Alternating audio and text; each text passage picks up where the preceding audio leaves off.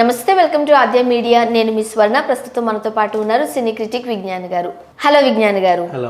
ముఖ్యంగా కొన్ని డైలాగ్స్ అందరూ డబుల్ మీనింగ్ డైలాగ్స్ మాట్లాడుతూనే ఉంటారు, బట్ బయటికి ఎవరు మాట్లాడరు.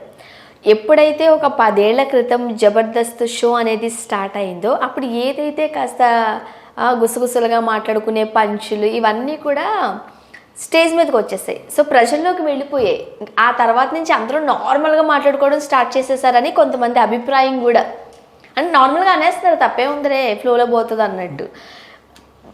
అప్పటి నుంచి ఎన్ని విమర్శలు వచ్చాయో అంతే హిట్ అయింది కూడా ఆ షో. దానివల్లనే అందరికీ పేరు ప్రఖ్యాతులు కూడా వచ్చాయి అనుకోండి. ఇప్పుడు రోజా గారి తర్వాత ఆ ప్లేస్ని ఇంద్రజ గారు కవర్ చేశారు. ఇప్పుడు జడ్జి నోట్లోంచి కూడా అవే మాటలు ఫ్లోలో వచ్చేస్తున్నాయంటూ ఒక విమర్శ అయితే వస్తుంది. ఏం చెప్తారు? సో అంటే ఇంతకుముందు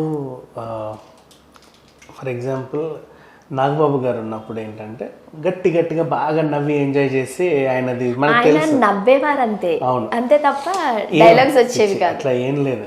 రే ఆపరా, రే ఏంట్రా అది, వద్దు అనేవాడు కదా తప్ప ఈయన ఎప్పుడు అనలేదు. ఏదైనా చేసుకుంటే ఈయన దగ్గరకు వచ్చి ఏమన్నా పంచలేయాలన్నా కూడా కొడతా తంతా అని బెదిరించేవాడు. అండ్ పైగా పొరపాటున ఏదన్నా బూతులు వాళ్ళు మాట్లాడినా కూడా వాళ్ళే జడ్జి చేసి, అమ్మో వద్దురా నువ్వు బూతులు చెప్పకు, మళ్ళీ సార్ రూమ్కి వెళ్ళాల్సి వస్తుంది అని చెప్పేసి అనేవాళ్ళు. అంటే దాని అర్థం ఏంటి, మళ్ళీ ఆయన పిలిచి వీళ్ళకి క్లాస్ పీకుతాడని తెలిసిపోతుంది.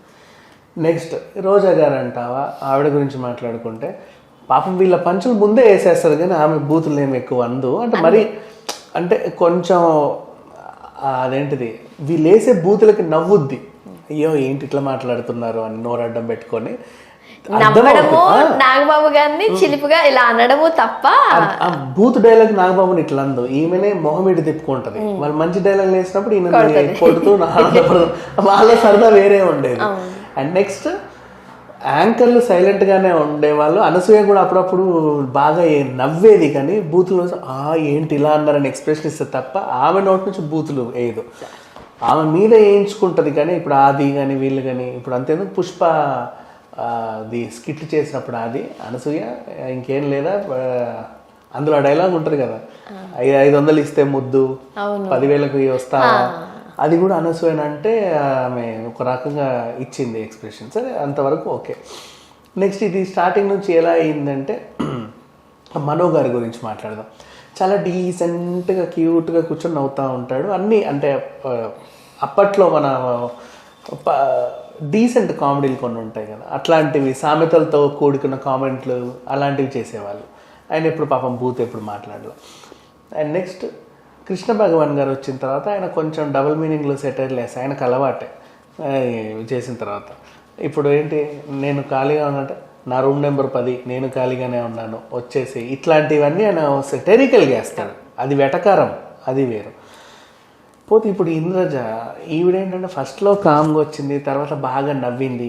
సరే రోజా కంటే 4 పళ్ళు ఎక్కువ చూపిస్తుంది, ఇరగబడి పగలబడి ఈమె కూడా నవ్వుతుంది అని చెప్పేసి ఈమెను తీసుకెళ్ళి శ్రీదేవి డ్రామా కంపెనీకి ఆ ఈవెంట్కి అన్నిటికీ రుద్దుతున్నారు. మరి బోర్ కొడుతుంది. మధ్య మధ్యలో ఖుష్బూని కూడా తీసుకొచ్చి కొన్ని ఎపిసోడ్లు ఆమె, కొన్ని ఎపిసోడ్లు ఈమె, అట్లా సాగింది. పర్వాలేదు, అంతవరకు ఓకే. ఇప్పుడు ఈమె ఏంటంటే 4 అడుగులు ముందుకు వేసేసి ఇప్పుడు నిన్న యాదమ్మ వాళ్ళ స్కిట్ చూస్తే వాడి భార్య యుఎస్లో ఉంది, అందుకే వీడికి వేడి పుట్టినట్టుంది అని చెప్పేసి డబల్ మీనింగ్ డైలాగ్ వచ్చేలాగా ఒక పని చేసి నవ్వింది. సో దీనికి నిన్న ప్రోమోలో చూస్తే దీనికి చాలామంది విమర్శలు చేస్తున్నారు, ఏంటి ఇలా తయారైంది అలా తయారైంది. కానీ అది నిజమే. ఎందుకంటే షోకి సంబంధించి విమర్శలు ఉన్నాయి కానీ యాంకర్లకి సంబంధించి, జడ్జికి సంబంధించి ఇప్పుడు మీరు అందరి పేర్లు తీశారు కదా, వాళ్ళ మీద విమర్శలు లేవు. అంటే మీరు ఎందుకు సమర్థిస్తారు అని తిడుతున్నారే కానీ అన్నారని ఎప్పుడే అనలా, అది మనం చూడలేదు, చాలా రకాలుగా చూసుకున్నాం. అండ్ నెక్స్ట్ మళ్ళీ కొన్నిసార్లు వీళ్ళు స్పూఫులు కూడా చేస్తారు, గొడవలు పడ్డట్టు, తర్వాత అది కవరింగ్లు చేసుకుంటారు, అంతవరకు ఓకే, బాగానే ఉంది. ఇప్పుడు వీళ్ళకి ఏంటి, ఆడపిల్లని బాడీ షేమింగ్ చేస్తే జనాలు నవ్వుతారు, ఆడపిల్లని తిడితే జనాలు నవ్వుతారు అని తెలిసి వచ్చింది ఒక రకంగా. ఎప్పుడు ఏ లేడీ గెటప్ చూసినా వాడు ఐటమ్ వేషాలేగా వేసేది, అక్కడికి వస్తావా ఇక్కడికి వస్తావా, పొదల చాటుకి వెళ్తావా, ఇటు వెళ్తావా అటు వెళ్తావా, ఇవే కదా ఎప్పుడైనా. ఇప్పుడు ఫర్ ఎగ్జాంపుల్ ఇంకా చెప్పాలంటే హరితని ఆ క్యారెక్టర్నే ఒకలా చేసేసారు, తెలిసిందే మనకి. ఆమె వచ్చింది అంటే కంపల్సరీ డబుల్ మీనింగే. అదేంటిది ఇటు ఉంటారు, మా ఆయన లేరు, పర్లేదు మీరు రావచ్చు, లోపలికి రండి, నేను ఖాళీగానే ఉన్నాను, పాప మా అబ్బాయి పిలుస్తున్నాడు, ఒకసారి అటు వెళ్ళొస్తానండి, పాప మళ్ళీ ఆవిడ లేదంటే ఈరోజు అక్కడికి వెళ్ళొస్తాను, ఇట్లాంటి జోకులు. అండ్ సేమ్ మన ఆల్మోస్ట్ లేడీ గెటప్ వేసిన వాళ్ళందరూ ఇలాగే ఉండేవాళ్ళు.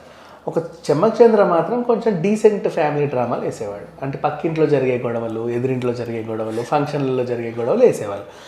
రాఘవ గారు ఇంకా డీసెంట్ జోకులు వేసేవాడు. ఆయన వేరే రకంగా ఉంటాం, సామెతల్ని అవి ఇవి తీసుకొని చేస్తారు వాళ్ళు. వీళ్ళు ఇప్పుడు ఎప్పుడైతే ఆది అండ్ సుడిగాలి సుధీర్ వాళ్ళ టీములు అండ్ ఇవన్నీ కొంచెం వచ్చాయో, వాళ్ళేమో ఆటో పంచులు, పాపం ఆటో రాంప్రసాద్ వాళ్ళే వేరు, ఆటో పంచులతో వాళ్ళు నడిపారు. ఆది వచ్చిన తర్వాతనే ఎక్కువ అయిపోయాయి. ఆయన ఎక్కువ బాడీ షేమింగ్, ఫుల్ బాడీ షేమింగే. ఇలా ఉంటే దున్నపోతులా ఉన్నావని, ఎక్కువ తింటావని, సన్నగా ఉంటే అది పీనుగులా ఉందని, ఓ రకంగా ఉంటే అది ఇంకో రకంగా ఉందని, నీ మొహం ఎప్పుడన్నా అద్దంలో చూసుకున్నావని, ఇట్లాంటివి చాలా వేసేవాడు. ఆ తర్వాత అమ్మాయిలు ఎంట్రీ ఇచ్చిన తర్వాత, అంటే ఆడోళ్ళ మీద ఎందుకంటే బాడీ షేమింగ్ చేస్తున్నారు ఇది అదని చెప్పి విమర్శలు వచ్చాయి. వీళ్ళు ఆడోళ్ళని ఇంకోలా ప్రొజెక్ట్ చేస్తున్నారని విమర్శలు వచ్చాయి.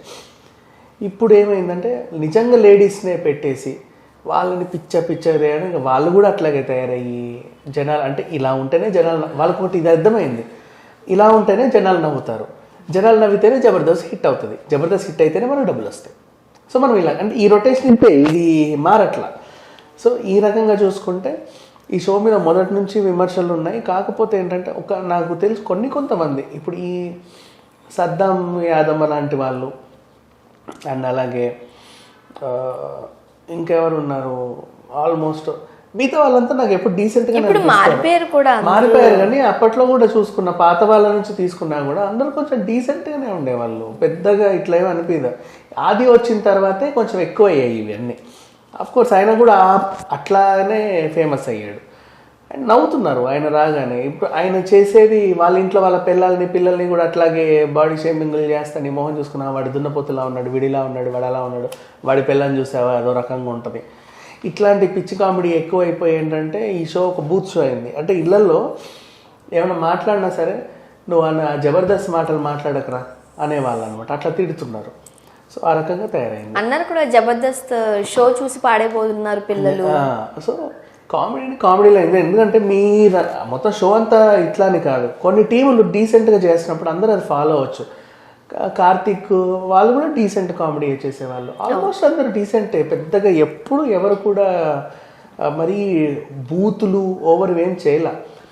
సో సమ్టైమ్ ఒకరిని చూసి ఒకరు ఇప్పుడు ఆది ఎలా హిట్ అయ్యాడంటే బూతుల వల్లే అని చెప్పి మీతోళ్ళు కూడా మనము బూతులు వేద్దాం, పెంచుతాం, హిట్ అవుతుంది, ఆ రకంగా అయిపోయింది. సో ఇప్పుడు ఇంద్రజిలా అయ్యేసరికి అందరు కూడా ఎవ్వరూ జీర్ణించుకోలేకపోతుంది. ఎందుకంటే ఇంద్ర వచ్చినప్పటి నుంచి చాలామంది రోజా కంటే ఎక్కువ అభిమానించారు.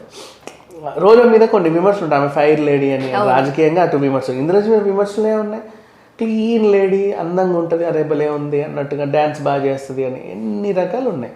సో ఈ అమ్మాయి విషయంలో మాత్రం ఆమె నోటి నుంచి ఫస్ట్ టైం ఇట్లా వినేసరికి ఎవరు జీర్ణించుకోలేకపోతే, ఈవెన్ సుమ కూడా అప్పుడప్పుడు ఆ క్యాష్ షోలో ఎన్ని డబుల్ మీనింగ్ డైలాగులు వేస్తుంది, వాళ్ళు డీసెంట్ గా వేసేసరికి అదంతా కొట్టుకుపోతుంది. అండ్ వీళ్ళు కూడా ఇప్పుడు రష్మి మీద వాళ్ళు వేస్తారు, కానీ రష్మి ఏమి కొంచెం తిరిగి అయితే ఎక్కువ ఏమరు, వాళ్ళని సమర్థించినట్లుగా నవ్వుతుంది తప్ప ఈమె కూడా ఏం చేయదు.